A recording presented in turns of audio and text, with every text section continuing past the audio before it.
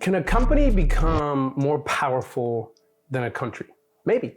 Think about Apple. What's the first thing that comes to your mind? iPhones, MacBooks, but it's really much more than that. Behind those beautifully designed products, there's a behemoth that exerts influence in everything that you do every day. And it probably knows you better than you know yourself. It has access to your biometrics, from your fingerprints to your face. It knows your purchasing tendencies every time you buy something. It can locate you and calculate how many steps you take in any direction. It even knows if your heart is malfunctioning. Apple has managed to wrap itself in the fabric of society. Hardware, software, financial services, healthcare, artificial intelligence, virtual reality, and many more. With 2 billion iOS users around the world, it is only logical to think the level of influence this company has goes beyond what many countries can do. So how does a company obtain that kind of power? Let's explore that. Hello there, welcome to another video. If you're new here, my name is Antonio. I'm a finance manager at Google, and in this channel, we explore the latest trends in the world of business and technology. In the past few decades,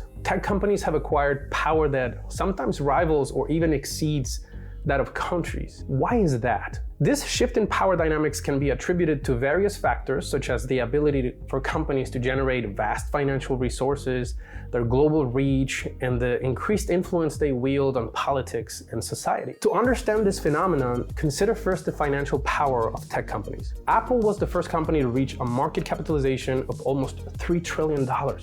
This figure is just as large as the gross domestic product of countries like France and the UK, which are among the top 10 largest economies in the world. Even though these are two different metrics that measure different things and should not be used for comparison purposes, it gives you an idea of how much value investors are placing in the company. From an economic perspective, these corporations have a level of financial power that can directly influence global markets, shape industry standards, and even impact national economies. When companies of this magnitude make strategic moves, such as shifting manufacturing bases or altering supply chains, it can lead to significant amount of economic change for the countries involved. For example, Apple has been trying to move its manufacturing away from China for a long time, which would affect many jobs. On the other hand, India and Taiwan, the two countries where manufacturing operations would move into, would benefit greatly. Another point worth considering is the global reach of these corporations. Unlike countries, corporations are not geographically bound. They can operate across borders, navigating through different laws and regulations,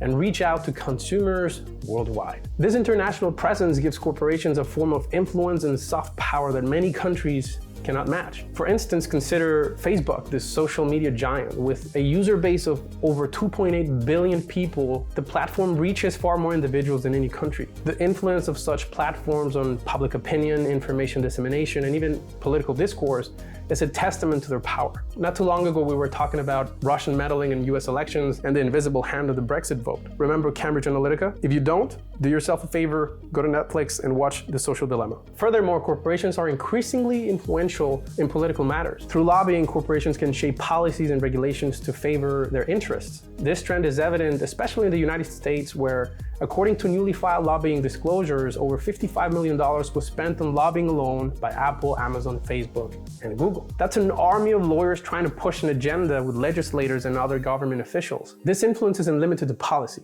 It can extend to political stability. The economic fallout of corporations can have far-reaching consequences on countries. Take the example of Lehman Brothers in 2008. It was a critical catalyst of the financial crisis, leading to recessions in several countries. However, while corporations have amassed significant power, they exist within the legal and regulatory frameworks provided by countries. And the power that countries have extends beyond economic dimensions, military, diplomatic, cultural elements that corporations do not possess. But that doesn't diminish the amount of influence they exert in society. Just look at the amount of layoffs these companies have made in the past 12 months. It's something we haven't seen before coming from a select group of companies in tech. By the way, if you want to know more about that and what happened, just click on this video up here and I explain everything in detail. Without a doubt, tech companies are trying very hard to become too big to fail, and they're succeeding without you even noticing. Will this trend continue? It's possible. Regulators are trying to split them up or ring-fence them into what they can and cannot do, but it's only the beginning. There's no doubt in my mind that this thing will keep happening, especially now in the era of artificial intelligence. Thank you so much for watching. If you enjoyed the video, smash that like button, consider subscribing, and I will see you in the next video. Ciao.